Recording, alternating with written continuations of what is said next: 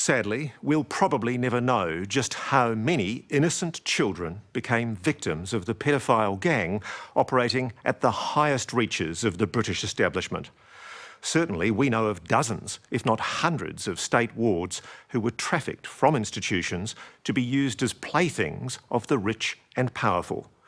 But others were literally picked out and abducted off the streets of London, including the teenage son of the chauffeur to the Australian High Commissioner.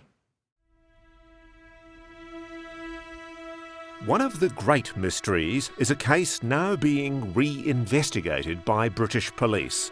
The disappearance and almost certainly the murder of a 15-year-old boy named Martin Allen. You smell a cover-up protecting the toffs, don't you? I smell rats of the highest order. Kevin Allen is Martin's brother. At the time Martin went missing, their father Tom was personal chauffeur to the Australian High Commissioner. So this is the car that your dad drove? Yeah. With the number plate Oz1? Yeah, AUS1. One of the perks of their dad's job was a big house here in posh Kensington, right next to the High Commissioner's own residence. What a beautiful, idyllic place for a young lad to grow up. Yeah, this is where we lived. But that happy life was about to be shattered.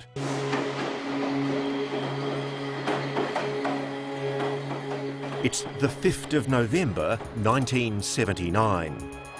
15-year-old Martin is heading home from school. A witness tells police he sees Martin being led onto a train by a tall, blonde man in his 30s. He's holding Martin by the scruff of his neck, and the boy is clearly distressed. They only go one stop. They get off here at Earl's Court. And as they're heading out through the station, the man is overheard to say to Martin, "Don't try to run." The only problem is that witness only comes forward weeks later when he sees the boy's face on the TV news. And of course, by that time, it's too late.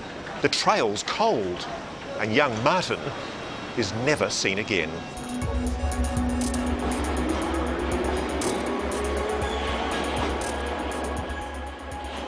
In the 36 years since your brother disappeared, has there ever been any leads, any information?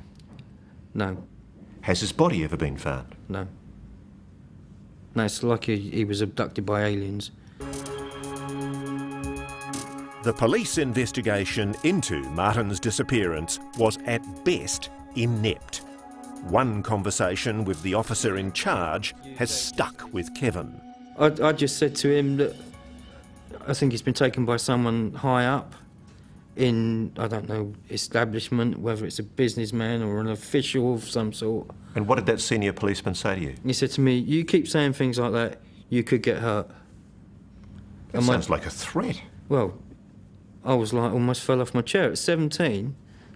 But my mum and my dad and me, that was it. It was over with the police.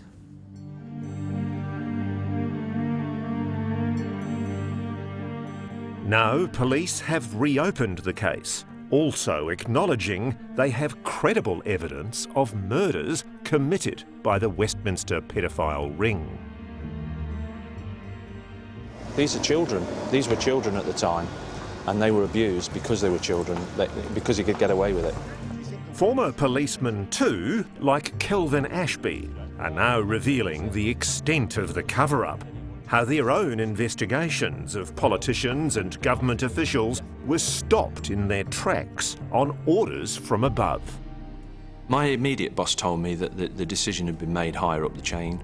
Ashby was a detective inspector when he began investigating allegations that a prominent Labour MP, Greville Jenner, now a Lord, was sexually abusing a 12-year-old boy taken from a local children's home. Did you want to arrest Jenner? Yes, definitely. Were you stopped from arresting Jenner? Yes. What was it about the boy's story that made you think it was credible? Well, basically, he said that he'd been collected from the children's home many, many times. By Jenner? By Jenner in his car. And that was, we backed that up. Lord Jenner, who has denied all the allegations, has not yet been charged. But the Crown Prosecution Service has admitted it had enough evidence to prosecute Jenner all along for the sexual abuse of at least 9 children. But it may be too late.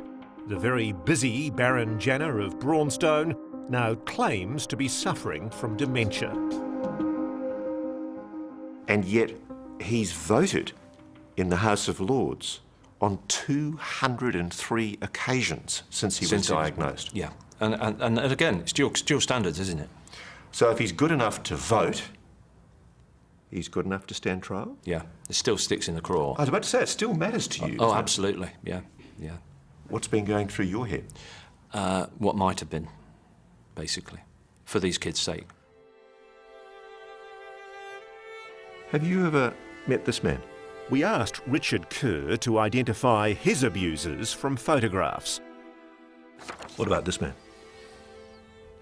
Yes. OK, he's a former Member of Parliament. Yeah, I know. I mean, everybody, yes. Manchester. Cyril Smith, or Smithy. Cyril Smith was a prominent Member of Parliament whose sexual abuse of children over a period of decades was so rampant that the Crown Prosecution Service has now formally admitted it was negligent in failing to prosecute him. Richard Kerr knew him intimately. He's got a scar down there.